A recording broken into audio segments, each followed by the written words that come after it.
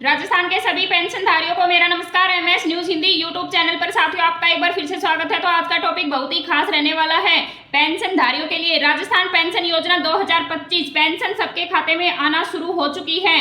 वृद्धा विधवा दिव्यांग जारी यानी कि वृद्धा विधवा दिव्यांग पेंशन जारी हो चुकी है, आना भी शुरू हो गई है। आपको मिलेगी या नहीं मिलेगी, यानी कि कुछ पेंशनधारियों को पेंशन मिलेगी या नहीं मिलेगी, वीडियो के माध्यम से हम जानेंगे। और उसके लिए डेट भी फिक्स हो गई है 5 सितंबर। तो वीडियो को शुरू से लेकर लास्ट तक जरूर देखें। अभी तक आपने हमारे चैनल को सब्सक्राइब नहीं किया है तो MS news Hindi YouTube channel को सब्सक्राइब करना बिल्कुल भी ना भूलें। वीडियो को बीच में स्किप ना करें, वीडियो को शुरू से लेकर लास्ट तक जरूर देखें, वीडियो में बने रहें। राजस्थान सरकार द्वारा घोषित पेंशन अपडेट 2025 के अंतर्गत कई प्रमुख नियम व्यवस्था 5 सितंबर 2025 से लागू होंगे। यानी कि राजस्थान सरकार पेंशन जो है उसके जो प्रमुख नियम है वो 5 सितंबर से लागू होने वाले हैं। यह बदलाव विभिन्न राज्य में भी क्रम से लागू किया जा रहा है, यानी कि अनेक राज्य में, अलग अलग राज्यों में भी ये नियम है जो लागू होने वाले हैं, जिससे लाखों पेंशनधारियों को सीधा लाभ मिलने वाला है। इसमें मुख्य वृद्धावस्था, विधवा और दिव्यांग पेंशन राशि में पूरी तरह ऑनलाइन आवेदन व्यवस्था, डायरेक्ट बेनिफिट्स ट्रांसफर से सीधा भुगतान, आधार लिंक अनिवार्य कर दिया गया है। और हर वर्ष पात्रता यानी कि लाइफ सर्टिफिकेट की भी जांच होगी। तो पेंशन के लिए आधार लिंक करवाना बहुत जरूरी है, लाइफ सर्टिफिकेट होना बहुत जरूरी है, जिससे पेंशन राशि में जो वृद्धि हुई है वो पूरी तरह से ऑनलाइन आवेदन की भी व्यवस्था पूरी हो चुकी है। और डायरेक्ट बेनिफिट यानी कि डीबीटी के माध्यम से सभी पेंशनधारियों के अकाउंट में डाली जाएगी। पात्रता के बारे में हम बात कर लेते हैं। संबंधित राज्य में विकास होना बहुत जरूरी है। बुजुर्ग कम से कम 60 वर्ष या विधवा विकलांग प्रमाण पत्र सहित होना बहुत ही जरूरी है। जो दिव्यांग है उसका भी प्रमाण पत्र होना चाहिए और जो विधवा है उसका भी प्रमाण पत्र होना चाहिए। परिवार का नाम गरीबी रेखा बीपीएल सूची में होना बहुत ही आवश्यक है। प्रमाण पत्र, राशन कार्ड, आयु, विकलांगता सर्टिफिकेट, आधार, बैंक पासबुक, बैंक खाता होना भी अति आवश्यक है। योजना का मुख्य लाभ क्या क्या है वीडियो के माध्यम से जानेंगे। वृद्धा विधवा विकलांग नागरिकों को आर्थिक सहायता राशि में बढ़ोतरी, डीबीटी के माध्यम से सीधा बैंक खाते में भुगतान, आवेदन अपडेट, प्रमाण पत्र की ऑनलाइन सुविधा, सालाना पात्रता, स्वयं ही मूल्यांकन। हर पेंशनधारी के लिए आधार और मोबाइल लिंक होना अनिवार्य है, यानी कि आधार और मोबाइल लिंक होने से पारदर्शिता में बढ़ावा मिलेगा। प्रक्रिया सरल और भ्रष्टाचार मुक्त बना रही है। पेंशन लाभ उठाने का सबसे सही तरीका क्या है हम जान लेते हैं। जिले की समाज कल्याण पेंशन पोर्टल पर रजिस्ट्रेशन करें, सभी प्रमाण पत्र सही तरीके से अपलोड करें। हर वर्ष जीवन प्रमाण पत्र, लाइफ सर्टिफिकेट जरूर जमा करवाएं, जिससे कि पता चलता रहे कि पेंशन सही पेंशन भोगी के पास में पहुंच रही है या नहीं पहुंच रही है। बैंक खाता और आधार कार्ड हमेशा अपडेट रखना चाहिए, अपडेट रखें। नई जानकारी जानने के लिए समय समय पर सरकारी पोर्टल चेक करते रहें। तो साथियों, नई जो जानकारी है तो सरकारी जो पोर्टल है उस पर निगरानी रखनी चाहिए, उसको चेक करता रहना चाहिए। इस बदलाव के तहत पेंशन योजना की राशि सीधी पेंशन धारकों के बैंक खाते में ट्रांसफर की जाएगी।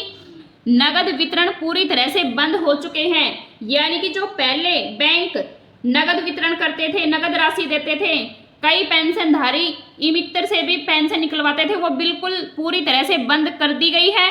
इसके अलावा वृद्धावस्था पेंशन के लिए न्यूनतम आयु सीमा 60 से 58 वर्ष कर दी गई है, यानी कि कोई भी पेंशनधारी है उसको 60 वर्ष की उम्र पूर्णतः पूरी होनी चाहिए। 2025 में पेंशन के नए नियम क्या हैं। ईपीएफओ ने प्रति माह न्यूनतम ईपीएफ पेंशन राशि 1000 से 7500 तक बढ़ाने का प्रस्ताव रखा है।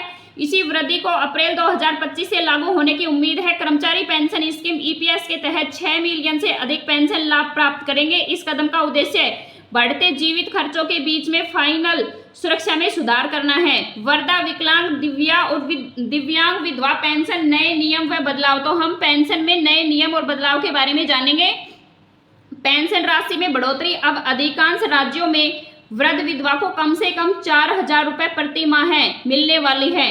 विकलांग गंभीर स्थिति में है तो उसको 6000 रुपए से लेकर 10,000 तक पेंशन मिलने वाली है, यानी कि मिलेगी। डीबीटी के जरिए से भुगतान पेंशन की राशि अब सीधा लाभार्थी के खाते में डायरेक्ट बेनिफिट्स ट्रांसफर यानी कि डीबीटी के माध्यम से डाली जाएगी। हर साल पात्रता पुण्य सत्यापन चालू करवा के, यानी कि जो पात्रता है सत्यापन है डॉक्यूमेंट्स यानी कि दस्तावेज के, वो लाइफ सर्टिफिकेट जीवित प्रमाण पत्र भी होना जरूरी है और अपलोड या डिजिटल सबमिट करवाना होगा। या तो आप न्यायालय में जाकर दें या फिर ऑनलाइन सबमिट करवाएं।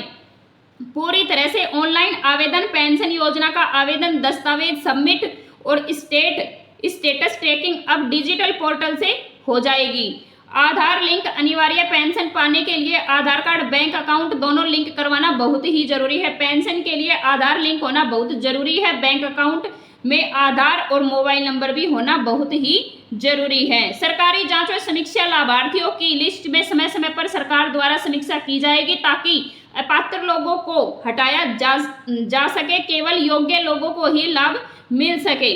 हर जिले की अपनी पात्रता और दस्तावेज नीति है, इसीलिए लाभार्थी को अपने राज्य की ऑफिशियल वेबसाइट समाज कल्याण विभाग में जानकारी जरूर देखनी चाहिए। यह जानकारी सरकारी अधिकारी का आदेशों विभागीय वेबसाइटों में सरकारी पोर्टल से प्राप्त पुष्टि की गई है। कई राज्यों में हाल ही में वृद्ध, विधवा, विकलांग पेंशन योजनाओं में बदलाव लागू किए गए हैं, यानी कि कई राज्यों में कई जिलों में बदलाव शुरू हो चुके हैं। इसीलिए पेंशनधारी को सलाह दी जाती है कि वे अपने संबंधित जिले की सरकारी वेबसाइट जिला समाज कल्याण विभाग से पुष्टि अवश्य करें, स्टेटस चेक करें। अब हम जानेंगे 60 सालाना पेंशन 2025 में कब आएगी। राज्य सरकार द्वारा संचालित वृद्धावस्था पेंशन योजना का विस्तार करते हुए 2025 से चरणवार तरीके से लाभार्थियों के खाते में पैसा आना शुरू हो जाएगा। आखिरी हफ्ते यानी कि सितंबर के आखिरी हफ्ते में सभी लाभार्थियों के खाते में पैसा आना शुरू हो जाएगा। भुगतान की तिथि, इस बढ़ी हुई राशि का भुगतान 2025 के बाद में किया गया है और यह लाभान्वित बैंक खातों में सीधे भेज दी जाती है। पेंशन की स्थिति जांच करने के लिए ऑफिशियल वेबसाइट पर जाकर चेक करें। आप राजस्थान सामाजिक सुरक्षा पेंशन के आधिकारिक वेबसाइट पर जाकर अपने पेंशन भुगतान की स्थिति की जांच कर सकते हैं। वेबसाइट पर सामान्यतः लाभार्थियों के लिए एक पोर्टल होता है जहां अपना आवेदन नंबर डालें, अन्य विवरण दर्ज कर सकते हैं।